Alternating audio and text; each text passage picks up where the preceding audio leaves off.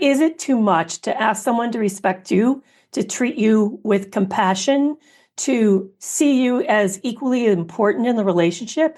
Is that too much? No, I don't think that's too much. And I think a lot of, especially women, I'm not saying men don't get caught in this. I know they do, but especially as women, I think we have been told that our feelings don't matter, that our needs shouldn't be primary in the relationship, that our job is to serve the emotional health of the house. And I think that we need to start out with serving the emotional health of ourselves first, and then all the other relationships that come in our lives, including our family and our loved ones.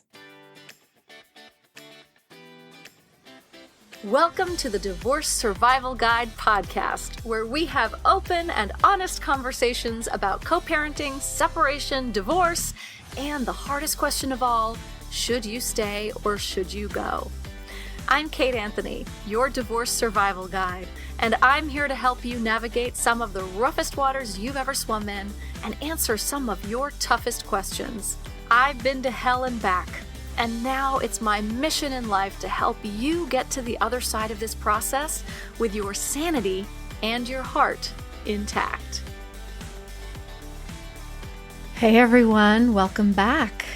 So, today, Dr. Kerry McAvoy is returning to the show. And this is a favorite when she's been on in the past. And so I wanted to have her back to talk about what it really means to heal from narcissistic abuse, not just from an intellectual standpoint, but healing your nervous system and your relationships and your relationship to yourself. I love having these conversations with Dr. Kerry.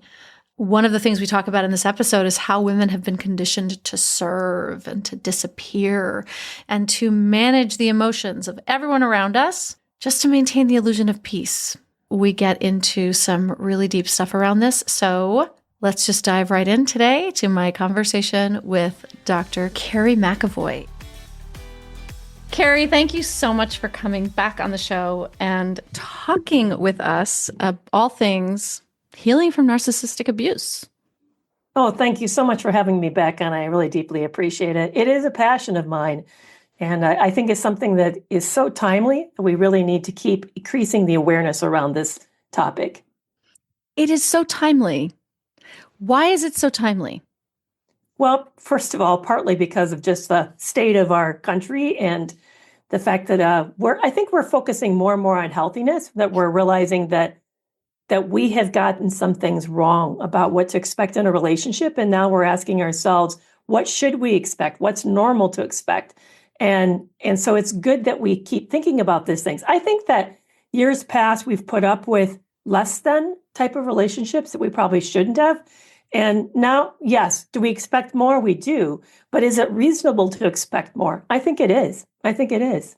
Absolutely. Absolutely. I couldn't agree more. And I think it's just so interesting, I think, from like a, systems perspective, how this thing is sort of raising its ugly head. It's being played out on the national stage. It's being exacerbated in our homes. It's getting bigger and bigger, right? And we're having to work harder and harder against this force.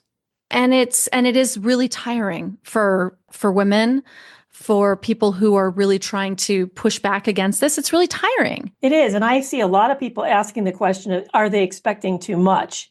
Yes, right. And that question kind of concerns me. Now, I'm not talking about somebody who's struggling around maybe luxuries and being the center of the world and pampered. I'm not, but is it too much to ask someone to respect you, to treat you with compassion, to see you as equally important in the relationship?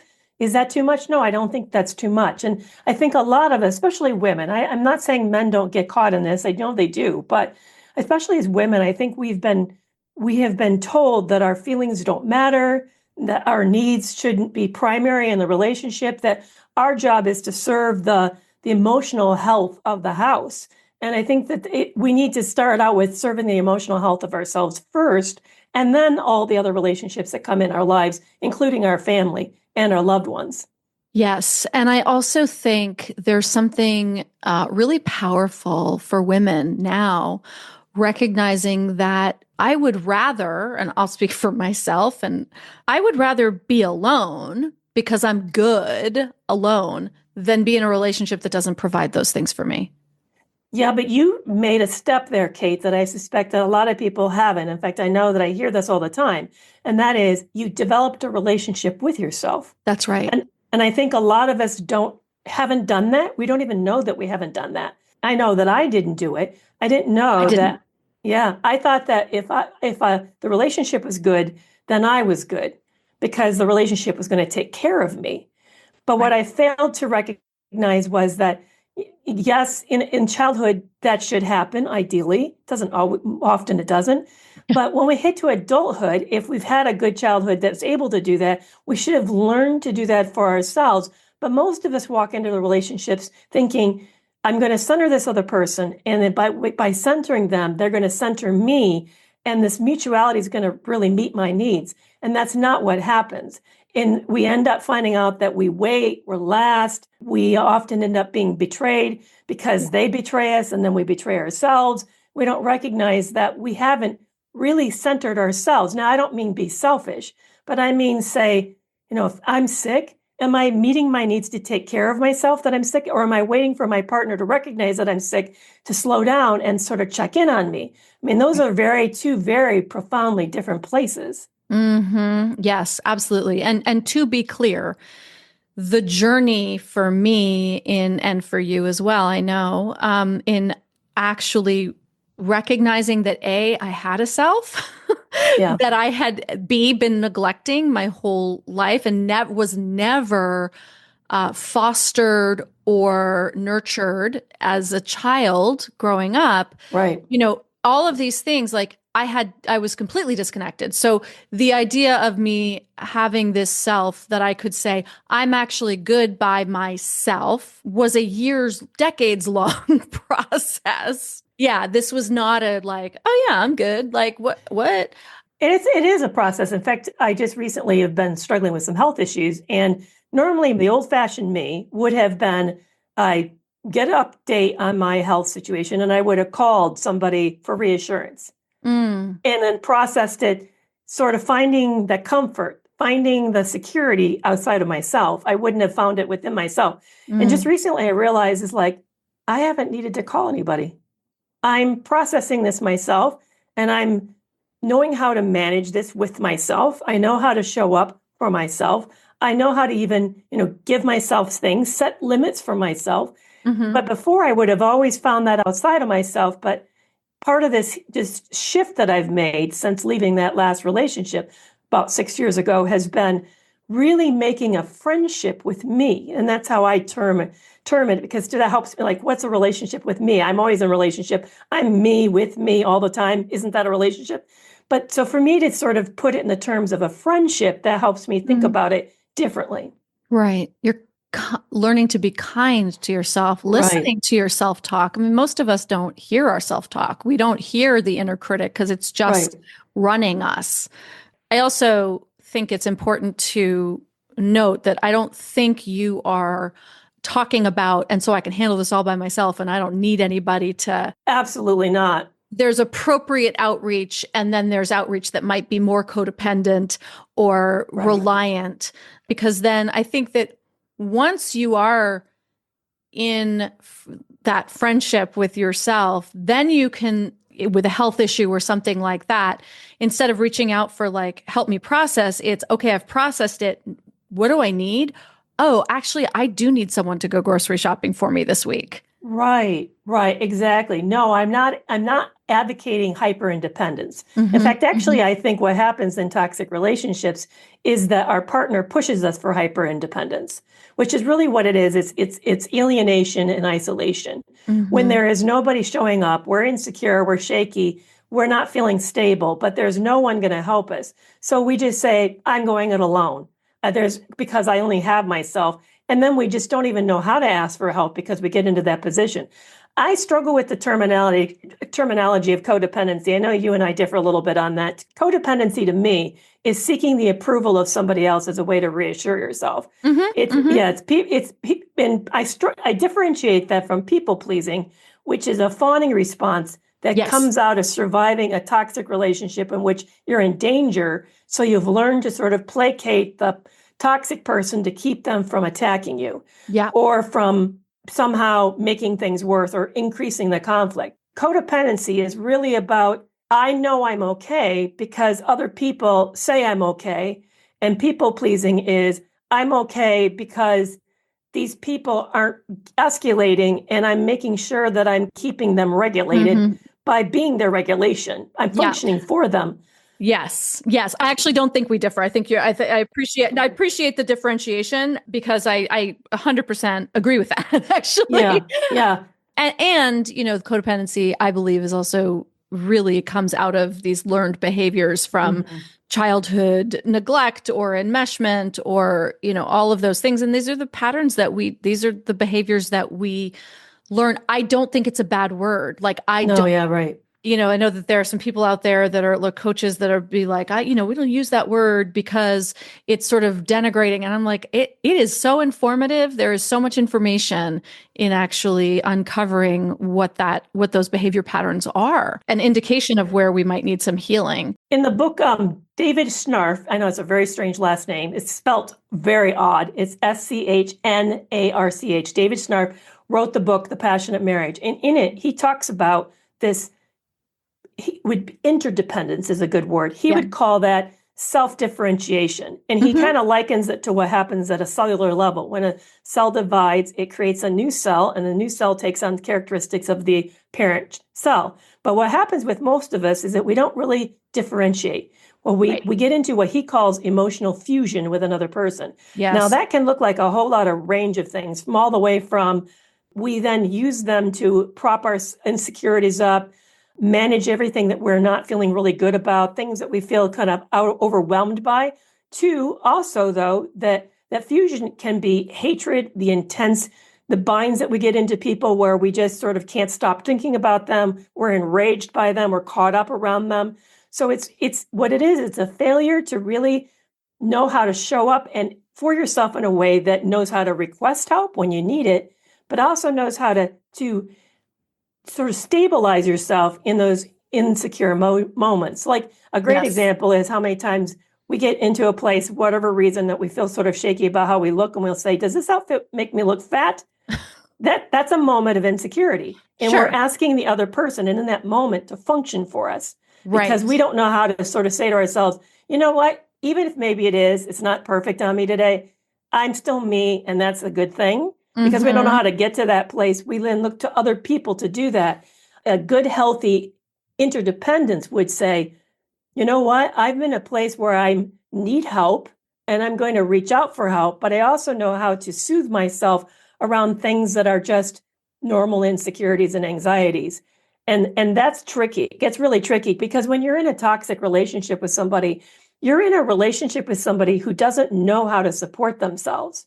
So essentially what happens is when you see those like older buildings with scaffolding up around them and they're like working on the facade or whatever, sometimes they're actually holding them up, they become the support. That's what happens. The partner in these relationships become the scaffolding to hold the person with the personality disorder together.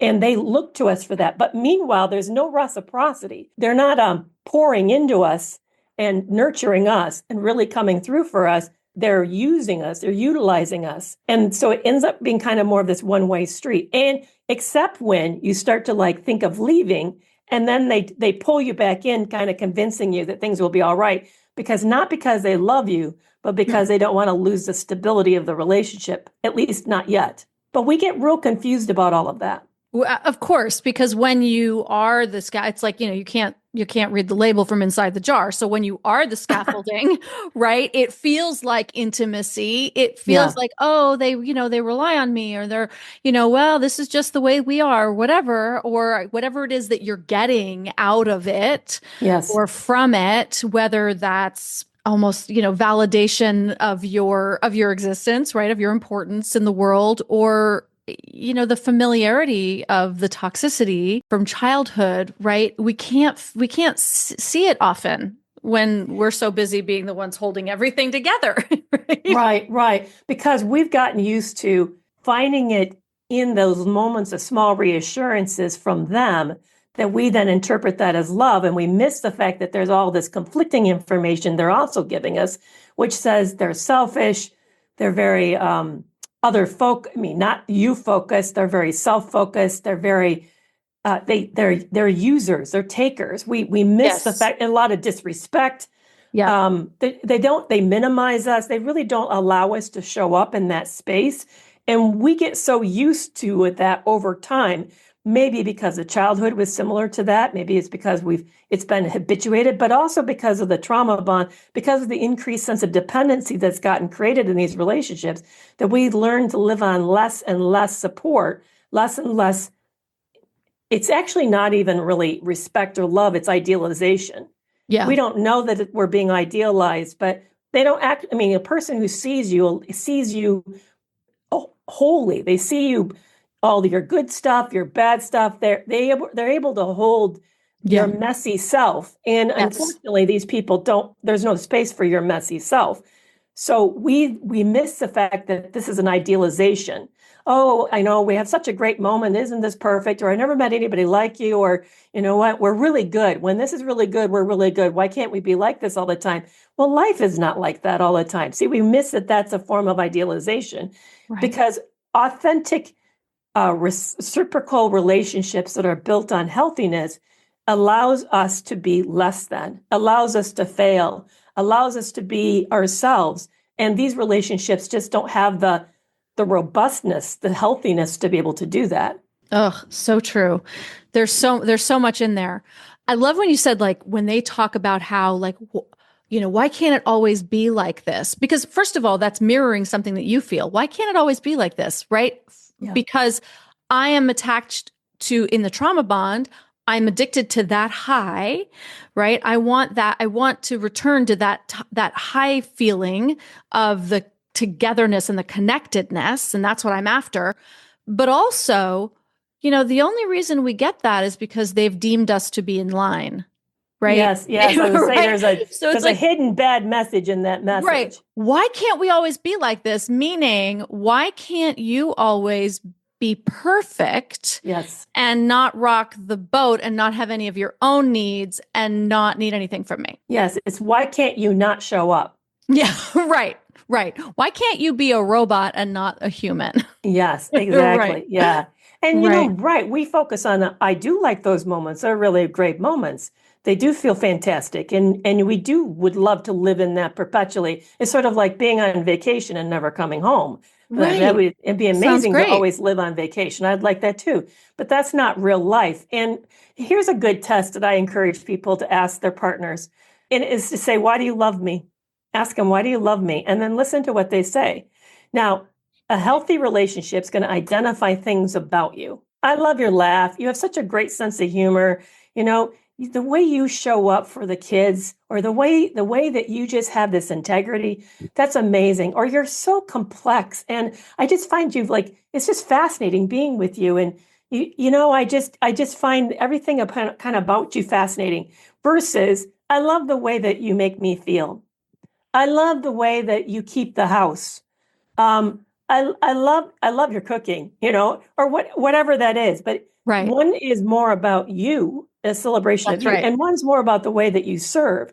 That's right. When we get into these idealization, it's the same thing. It's kind of this glowy, idyllic, honeymoon feeling thing, but it's not living in the reality of who we are, morning in, morning out, who we are when we fail, who we are when it's a bad day, who we are when we've been sick.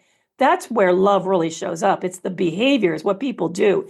And you're going to find people who have character disturbances really struggle to know how to do that. That's just not in their wheelhouse. Between their lack of empathy and their struggle with impulse control and the fact that they love to avoid responsibility, these things are just things that they're going to struggle to be able to show up in a relationship. But we get confused because we need to be needed so bad that we miss the fact that this isn't really being accepted and loved. This is really about serving and being useful to somebody. Yes. Yes. Yes. It's indentured, it's servitude. That's what it is. It's servitude. Yeah. My ex, I was horrified when I heard this. I mean, I was so new, and I was in this relationship, and even though as a psychologist, you'd think, why would I not, I don't know, how did I miss all of this? But he described the perfect woman, and that was somebody who slept believe it or not, he said this, foot in his bed and served on him 24 hours a day.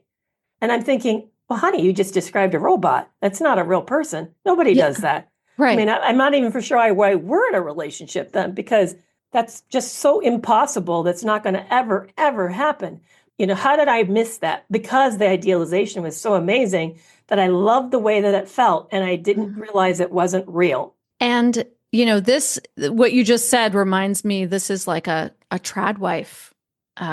This whole trad wife.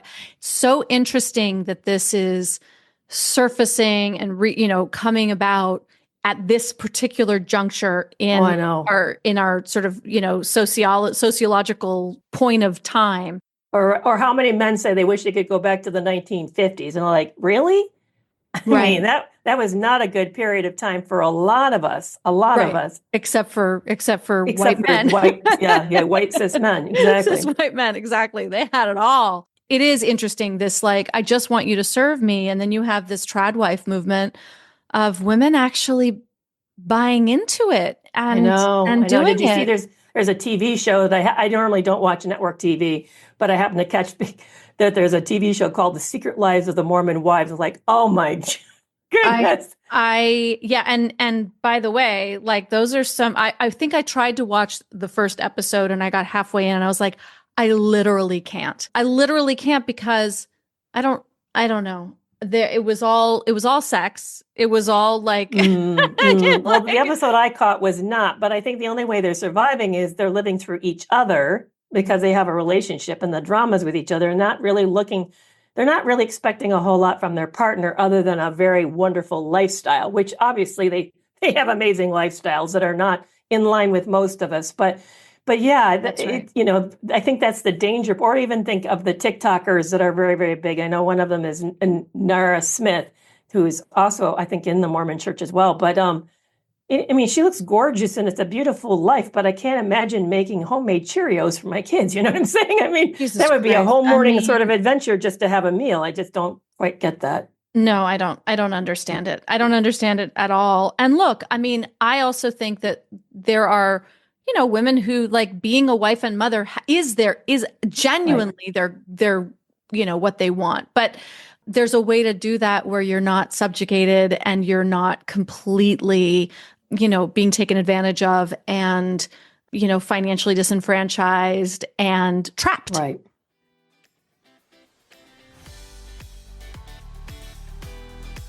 So guys, we all know divorce is hard. Co-parenting, even harder. That's why most of my clients use our Family Wizard, the #1 most referred co-parenting app out there. Our Family Wizard eliminates misunderstandings with a secure, uneditable messaging system, which is the best way to document communication for court. If you need to share schedules, expenses, or important updates, it's all in one place. No more he said, she said. Plus, with features like Tone Meter and detailed activity logs, it helps keep communication civil and accountable. When people know their messages are permanently recorded and reviewable, they tend to stay more in line. Courts, attorneys, and therapists recommend it because it works, helping co-parents stay organized and reduce conflict. So, ready for smoother co-parenting? Go to kateanthony.com/OFW today and take control of your communication. That's kateanthony.com/OFW.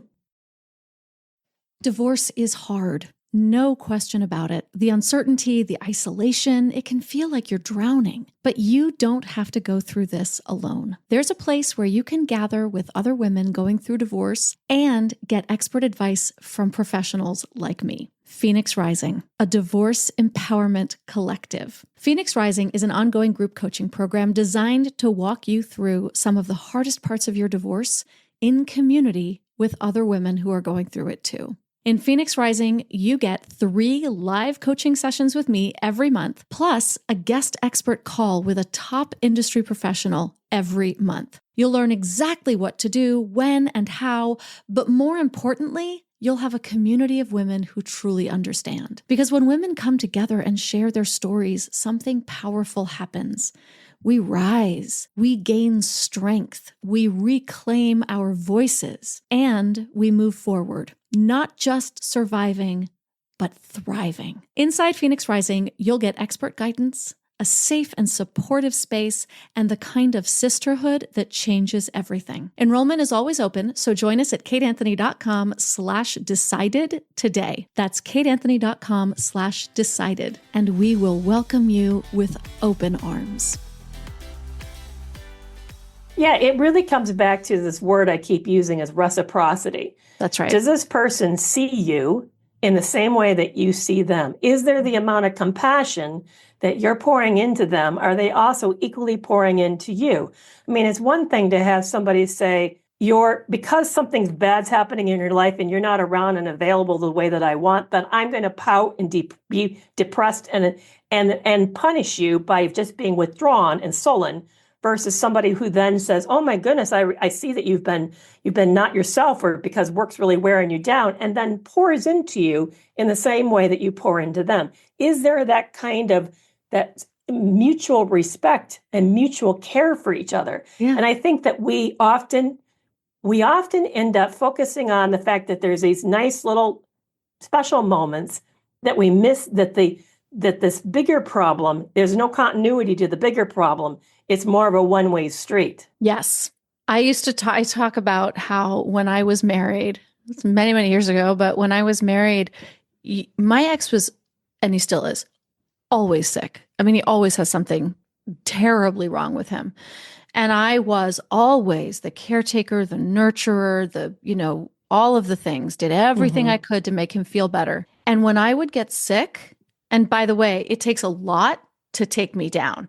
So if I'm sick, I'm really sick.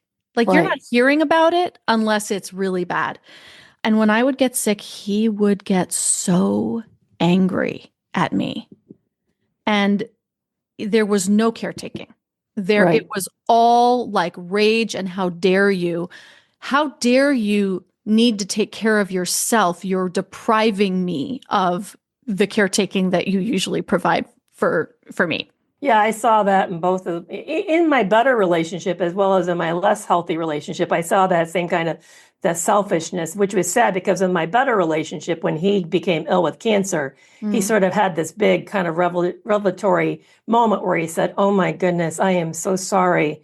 You would have been really in trouble. I would not have known how to show up like that, it was great, but it was sort of not great because I didn't mean I got to experience that kind of love and mutuality. But healthy people really know how to hold space for each other. I know I've been using that word a lot today, but it really is about learning, by us learning to hold space for ourselves and realizing that it's okay for us to have bad days, for us to need something, for us to ask for something out of somebody else. In the same way that we show up for them, it's okay to expect them to show up for ourselves. And when we don't see this capacity in another person, we need to see that as a warning that this person may have serious limitations. Yes. And heed it the first time, right? When someone shows you who they are, believe them the first time. Given all of this, right, I want to just shift a little bit to healing, because first of all, do we ever heal from this? Is there a point at which we feel like, yeah, I'm good? I don't think we ever arrive. I don't know if that's depressing to hear that. I think it's always a journey. I think I'm glad arriving. You said that, because I was like, Because I still have a lot of issues with this. Yeah, So yeah. I'm glad you said that. Because if you No, were like, yeah, we do, I'll be like, oh shit. no. There's something wrong. I believe that I got this right, but Freud at the end of his life, which his goal was to make the unconscious mind conscious, and he realized as he approached near the end of his life that it was never going to happen either, that it was always going to be a process for him as well. So I think that we're always arriving, we're never arrived. But I think part of the healing, arriving, is becoming okay with our frailties, our weaknesses, our shame, really making a friendship with ourselves. So it is a process, and yes, a lot of it has to get worked out in relationships. I think there's another sort of a myth out there, and that is you need to heal on your own. And then when you get good enough, then you can go into a relationship with somebody. I'm going to tell you, relationships activate us.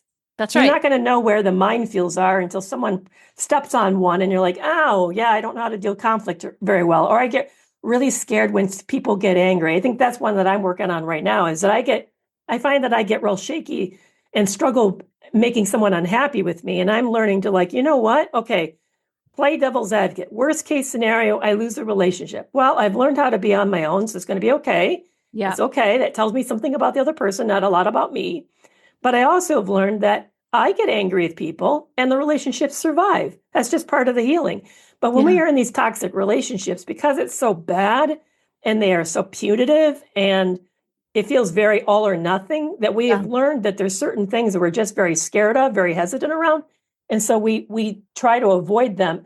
Part of healing is learning how to embrace all of that as we get more familiar and learn that resilient relationships really allow more space, allow more of us to show up and to get comfortable with that. But it takes being in a relationship often, and it doesn't have to be someone romantic. I hope people don't hear me say that, because I practice a lot with my own grown sons or my good friendships. But we need to take risks and practice showing up, practice new boundaries, practice asking for what we need, practice allowing ourselves to be in different emotional states with people, being vulnerable with people, and see what happens. Get comfortable with ourselves as we see their comfortableness with us. Yeah. I like that we never arrive, right? There's not this, panacea, this brass ring, right? I always say, like, you'll stop growing when you're dead. Like, that's Exactly. the deal, right? Exactly. The journey is the point, and that is the healing. And also, these are really, really, really deep scars for They some. really are, because one of the things I see that happens with people is they end up they take sort of Kubler-Ross's stages of grief, which is really as stages of loss, stages of ending something, and acting like it's a linear process that we move from one discrete stage to the next. No, it does not work like that. It's more like a ball of yarn that's knotted and a mess. Yes. And they sort of all happen, sometimes together, sometimes not together. Sometimes there's long phases in between. Sometimes we think, do we ever get over? Sometimes we get a reactivation. It sort of makes us feel like we've taken a step back, but it's not. People sort of see this as pass fail. There's no pass fail to this. It's just there's what is. That's right. Becoming comfortable with that really, it just really helps us create more permission for ourselves to just experience the experience instead of judging ourselves, because we get into this bad habit of judging ourselves because we got judged. We end up feeling like we had to conform to a box in order to avoid the conflict, keep things quiet in the house, keep this person's moods in check. And so we then became hypercritical of ourselves, thinking there's a right way and a wrong way. Plus, they tell us, I got told there's a right way and wrong way to hang clothes in the closet, despite the fact that I raised a family for how many years? Like 30 years. So we get really used to having this this kind of excessive management style, this micromanagement. That's the word I'm looking for. Yeah. So then we start to micromanage ourselves, thinking there's a right way to do this when we get out. No, there's not. There's just your way. And your way is going to look different than the next person's way. Mm-hmm. Yeah. It is that giving yourself grace that you will get, especially when the person that has been so toxic is somebody that you have to continue and maintain a relationship with at some level because you have children with them, or because you've just chosen to, right? But then something happens, you get reactivated. And I know for me, when my ex and I ended up having a good friendship and a really, good relationship. But like just this past week, a couple of days ago, he did something that absolutely triggered me. He was absolutely abusive and horrible. And we were at lunch and I literally got up from the table and I left. And I was like, I don't do this with you anymore. And I walked out. I feel like the shame and I thought you were past that. And, you shouldn't have had a friendship with him at all because look what it did. It made you vulnerable, blah, like all of that, blah, blah, blah, blah, blah, beating myself up. Not helpful. You're right. No. And it's that's back to that black and white thinking. That's a moment. I suspect that's where you got, Kate, is you eventually said, you know what? I know this is one of his areas that's not pleasant. It's not an area I'm going to be okay with. Nope. I did. I exercised a boundary that set the limit and stopped it. I protected myself. That's right. That doesn't mean we have to end the relationship sometimes with some people. Now we have to take it by person, but right. And also situation by situation, because there are all sorts of extenuating circumstances that really can complicate the picture. But it isn't about no one's going to ever treat me this way again. No, that's not what it's about. It's that when it happens, I have a different way of handling it. That's right. Because, for however many years when we were together, I would have stayed and argued for my humanity, really. Right. And this time I picked up my humanity and walked out the door. You gave your humanity to you and she walked out the door. That's right. And then he texted me some like really lame half-assed apology and I haven't responded yet, not because I'm punishing him, but because I'm actually processing for myself. And by the way, it's been 2 days. Mm-hmm. And in the past, I would have responded immediately or I would have smoothed it over because I don't want him to be upset, right? No, I'm not ready to respond. And I love that. That circles back to what we were talking about earlier today, which is you're letting him handle his anxiety or not on his own. It's his problem, not your problem. Right. And you're still managing yours. You don't have a good handle on it yet. I'm the same. It takes me days, sometimes a week or more to figure out what I think, how I feel, what do I want to do about it. Yep. But you're still like in that processing, respecting your own journey. And that's, I think, what healthiness looks like. That's back to that differentiation that Dr. Snarf talks about versus emotional fusion. The examples of like checking in with him, smoothing it over, all of that's examples of emotional fusion. When we're like, oh, okay, be okay, so that I can feel okay because you're okay. Versus like, you know what, even if he's not okay, it's not the end of the world, it's not my problem. I'm going to work on me and get myself okay. That's right. That's right. And because of the boundary that I need to set is so clear, I have to get okay before I can set that boundary. Otherwise, I'm, tap dancing around it or what have you.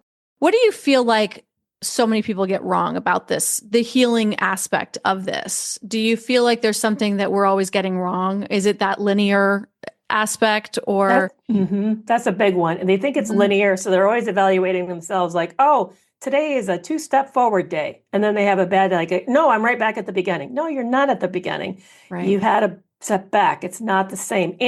And I end up finding that it's sort of like, it's not a straight line up, like this gorgeous, like we climb ourselves out. It's this sort of up and down, and it gets, better and better over time, but it's still an up and down process. So that's one of the big errors, is that we hold ourselves to the strict line, like we're weighing ourselves in on a diet every week. Like, how am I doing today? How am I doing today? We need to be just chill and instead sort of be with ourselves in the emotional space. I think the other thing that people get wrong about this process is that we think there's an end, and there isn't. It's always a journey. We're always rediscovering new parts of ourselves. No one's ever perfectly secure. Let's just say it. No one ever is perfectly secure.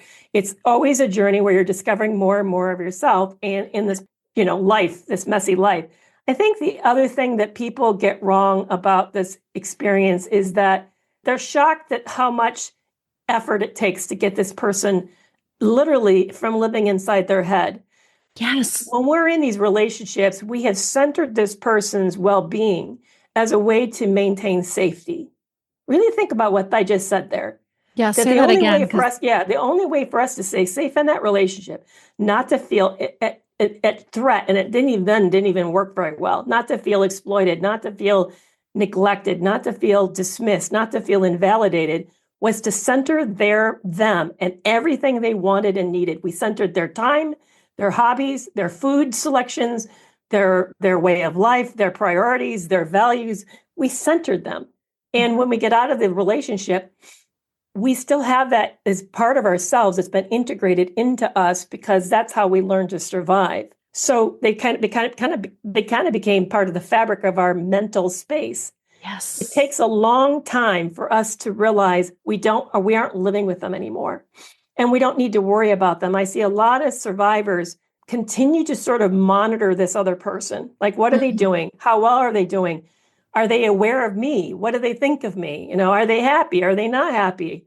We do that. And part of it is still because of this hypervigilance that we got into to keep safe. Yes. And that takes a long time to undo. And again, it's almost like, it's like they kind of have these barbs that they've thrown into us, and we have to pick them out one by one and really change the frame in a significant way. One of the ways in which mine got into me it was already a vulnerability, was about my appearance, my self-image. It was already damaged before I got into the relationship. And then, of course, he damaged it a whole lot further. And then today, sometimes when I put a new outfit on or try something on, I'd like, he wouldn't like this.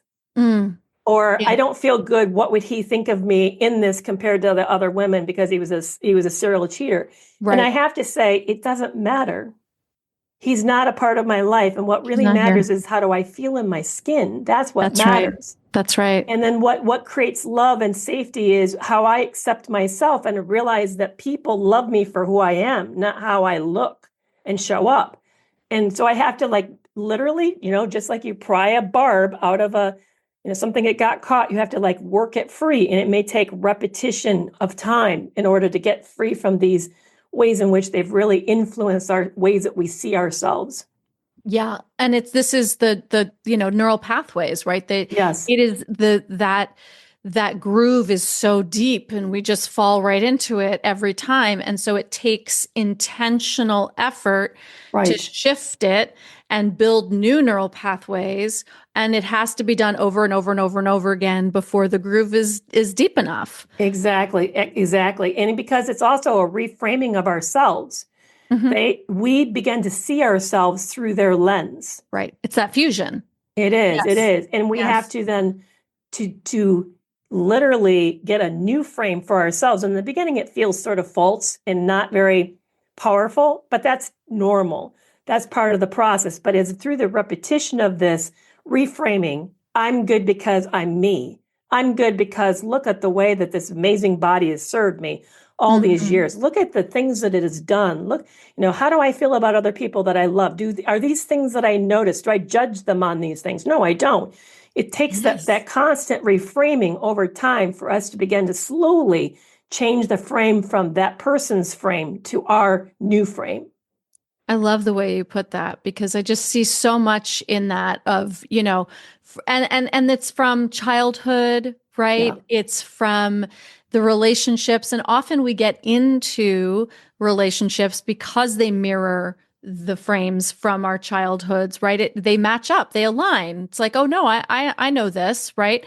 Yeah. I married someone who was incredibly critical of my looks and my body when I was raised with by somebody who was incredibly critical of my looks and my body. And so, of course, those frames lined up perfectly.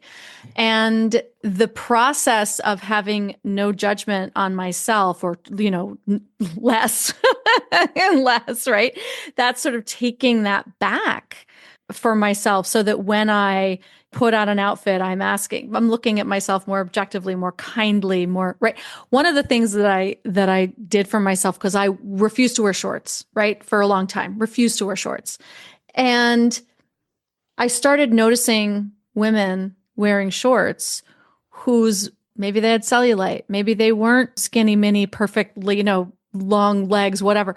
And whenever I would see a woman wearing shorts who might be deemed, not quote, not supposed to by society or whoever, I would notice my response to them. Like, how am I judging this woman? And almost always my response was, fuck yeah. fuck yeah, look at you. You Yeah, go go on girl, with you your go. badass self. And then I was Right, like, and so why am I not wearing shorts when it's right, 800 right, degrees out? right. Right. In And that fact, that's was one of the things about the transparency on social media that I like is more and more people are, I mean, I don't know if you watch my content, but there's days that I'm out, I look rough. I'm not even wearing a absolutely. wig. I have a hat on. I have no makeup on, and I'm just talking. And I love the fact that we're giving ourselves permission just to show up. People Yes. who like me for me. They're not liking the pretty dressed up me. They're liking me. That's Can I right. circle back to one thing though? You know, Yes, I would love it. there's a study looking at all the victims of narcissistic abuse. And it was 2014 out of Purdue University, run by Sandra Brown. Actually, only 1/3 of the population had problems in childhood or previous trauma. 2/3 of the group did not. It was their personality qualities that made them susceptible to these relationships.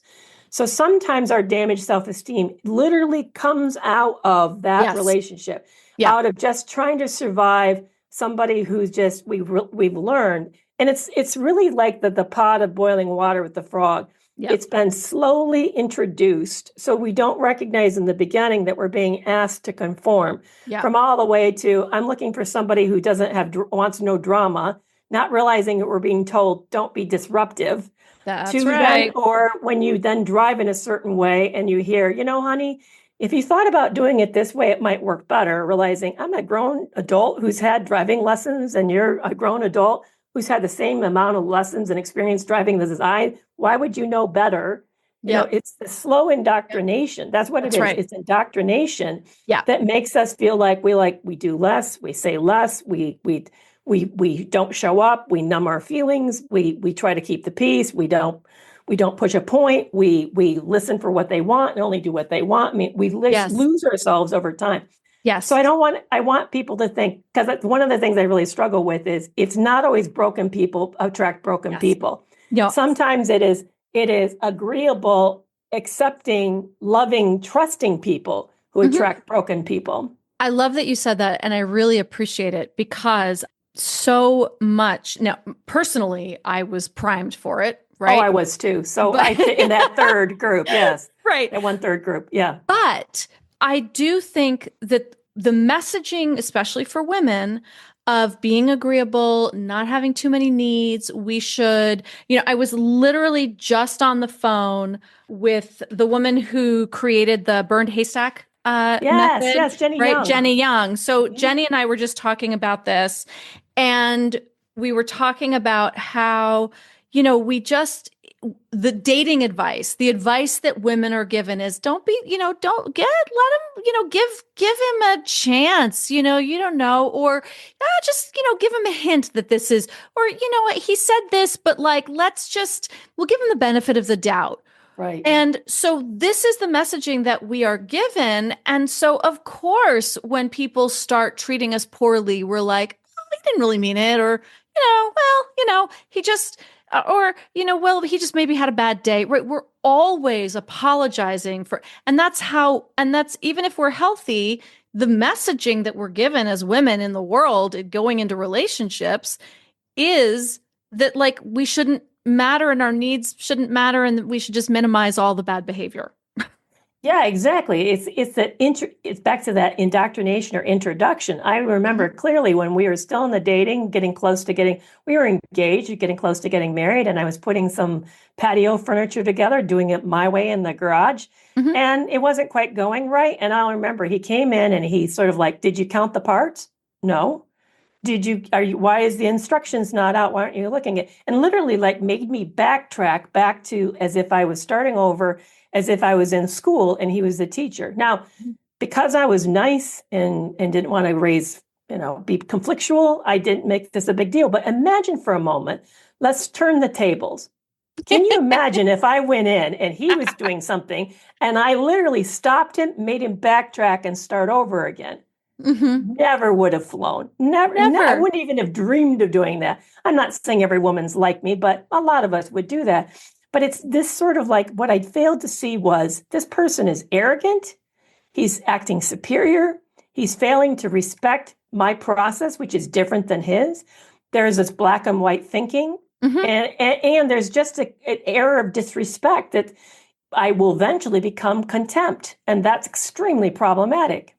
That's exactly right. That's exactly right. And I love, Jenny's philosophy is, burn it down.